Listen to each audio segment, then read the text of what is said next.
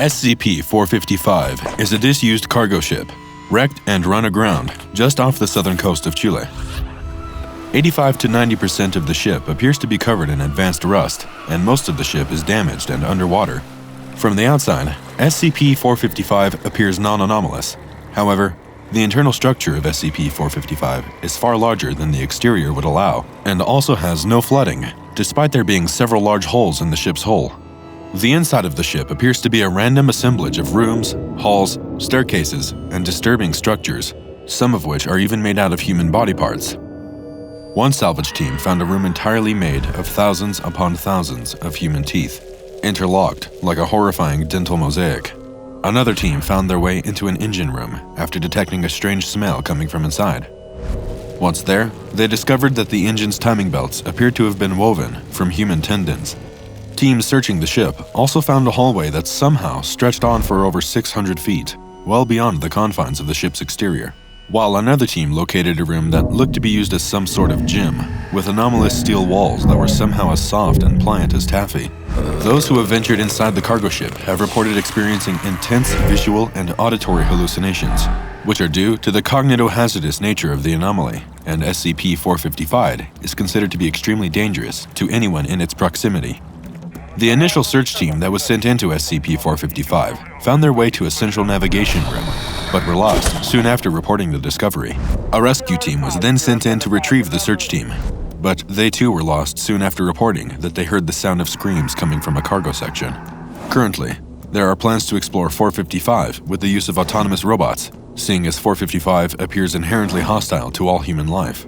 SCP-455 is still a relatively mysterious anomaly, despite its infamy among research teams. However, a clearer picture of the dangers posed by 455 is present within the more detailed logs of the several doomed expeditions below its rusted deck.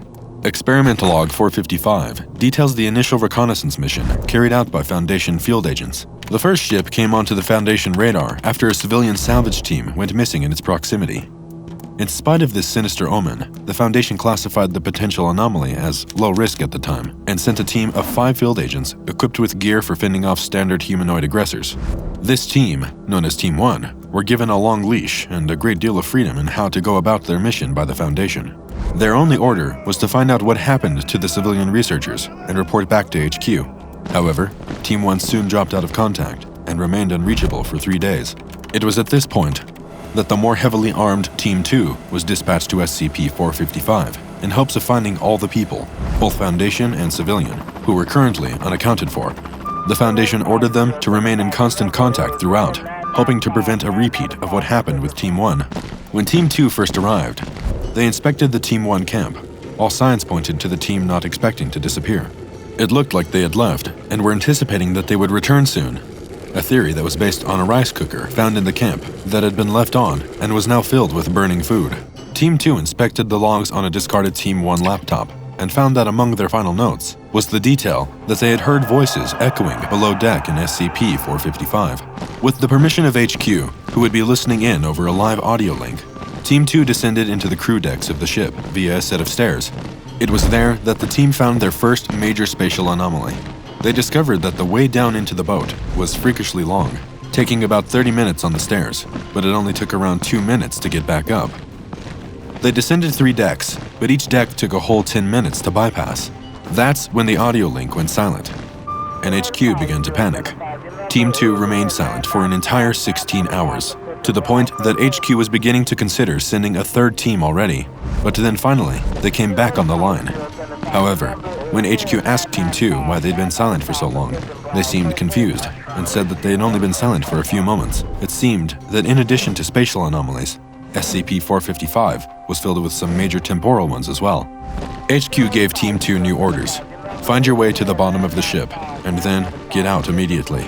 Team 2 continued to descend until they finally reached the bottom deck, logging that they passed 5 decks in total.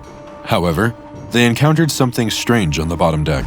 A metal door that seemed oddly pristine, totally at odds with the decay and rust that covered the rest of the ship. The team entered the door, only to have it close and lock behind them. It was then, with them trapped on the bottom deck, that all hell truly began to break loose. Team 2 found people huddled around the bottom deck, who appeared to be trapped. They couldn't identify them at first, but they assumed it must have been Team 1 and the civilian salvage team. But at this point, Team 2 started experiencing more communication breaks with HQ. When communication was finally re-established, Team 2 was in a blind panic. Members of the team had somehow gone missing, as though they'd just disappeared upon leaving everyone's line of sight. Communication broke again, just for a moment, and when it resumed, HQ was on the line with the survivors of Team 2, Baker, Jensen, and Thomas. Baker seemed like he had cracked and was terrified. When HQ asked what was happening, Baker told them that they'd been trapped there for several weeks, even though it seemed like it had been just a few seconds for HQ. He told them that it had been a terrifying ordeal, that they were trapped in an ever-expanding, ever-shifting maze of floors and corridors. The only reason they'd survived is that they found some fresh food in one of the crew rooms, and as far as they knew, they were the only survivors. The rest of the team had disappeared. At this point, HQ told them it was impossible that they could have found fresh food. The ship had been wrecked and in this same spot for over 30 years. Whatever it was they ate, it wasn't normal food. Baker seemed confused, then fell into deep silence. Moments later, several gunshots were heard over the audio link, and then Team 2 went silent for good. A third team, a heavily armed recon unit, appropriately known as Team 3, was then dispatched. They had clear directives to not travel below deck, and instead use high-powered flashlights and flares to investigate as best they could what was happening in the lower levels of the ship. They found no signs of life whatsoever below deck, and the dust covering everything was so thick, it looked like it hadn't been touched in years. It was as if none of the earlier teams had ever set foot there. Not wanting to repeat the mistake of sending in underprepared teams of field agents without the proper resources, the Foundation next drafted an elite investigation team from veteran researchers and agents. They would be sent in with top-of-the-line equipment and have a technician who would remain topside to track their movements. They even had a second 5-man team, codenamed Ripcord, stationed a few miles away, who were ready to deploy if the elite team needed backup. Team 3 then split up, with some of the members entering via the stairs and others going through the cargo loading area, with tethers connecting them to the land outside.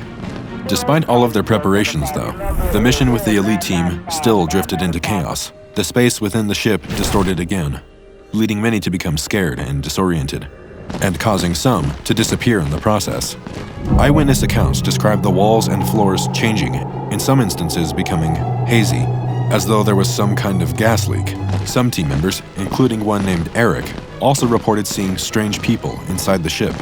However, when Eric approached one of these people, the rest of the team heard gunshots, and Eric and the stranger disappeared. Temporal distortions also played out, making the first 5 minutes of the mission feel like 10 hours for the people inside. Thankfully, HQ was able to order an evacuation in time, and most of the team, save for 4 who had gone missing inside, managed to escape the chaos. 3 of the 4 were later found in a catatonic state within the ship and rescued. Eric, however, is still missing to this day, along with the members of Team 1, Team 2, and the initial civilian salvage team. But why did Team 3 survive and manage to escape, while so many others didn't? One hypothesis put forward by SCP Foundation researchers is that the reason the final team largely survived was that they didn't eat the food inside the ship, despite seeing it during the 10-hour temporal panic, a mistake all of the other teams likely made. But getting lucky on that excursion didn't dissuade the Foundation from taking one more crack at a manned mission. They brought in 3 members of Mobile Task Force Zeta-9, also known as the Mole Rats, along with a small group of field agents and a D-Class. They entered SCP-455, perhaps more qualified and with better equipment than any of the previous teams. But even that wasn't enough to save them. They had to deal with flooding in the non-anomalous portion of the ship, and immediately experienced spatial distortions upon entering the more heavily anomalous areas. Arguments broke out among the team members, perhaps caused by the anomalous properties of the location, or maybe just due to stress. But either way, they caused major distractions when the team most needed coordination and focus. Before they even realized what had happened, the D-Class among them had already disappeared, but they persevered, passing through a flooded hallway into an open area well below deck. At that point, the flooded hallway disappeared behind them, and they found that they were trapped. The rest of the audio recorded on this expedition depicts a grim result for the Mole Rats. The team slowly went mad in the bowels of the ship, before disappearing one by one as the power of SCP-455 pulled their minds apart. Following this disastrous result, no further manned mission has been attempted. The Foundation considers all who are lost inside of SCP-455 to be presumed dead, and for their sakes, this assumption is hopefully correct. While SCP-455 can wreak havoc to those who make physical contact with it, Its position in the sea makes it relatively easy to isolate, and it has been given the Euclid classification. The greatest containment challenge posed to the Foundation by 455 is simply keeping people away from it. Because SCP-455 cannot be moved somewhere for more secure containment, civilians must be kept away from it at all costs. People attempting to enter SCP-455 are to be restrained by any means necessary, and any manned missions into SCP-455 are no longer permitted. No personnel are to remain in close proximity for more than 5 minutes, nor are any tests allowed to be performed in or around the ship. All physical contact with SCP-455 is forbidden, with any personnel found to be in violation of this order required to be quarantined. All hallucinations caused in proximity of SCP-451 are to be logged, and anyone experiencing such hallucinations are to be transferred to another assignment immediately. For another video from the strange and mysterious world of the SCP Foundation, watch SCP-2256, Very Tall Things. Or for another oddity that may be lurking out in the world, perhaps even in your own neighborhood, watch The Bridgeworm.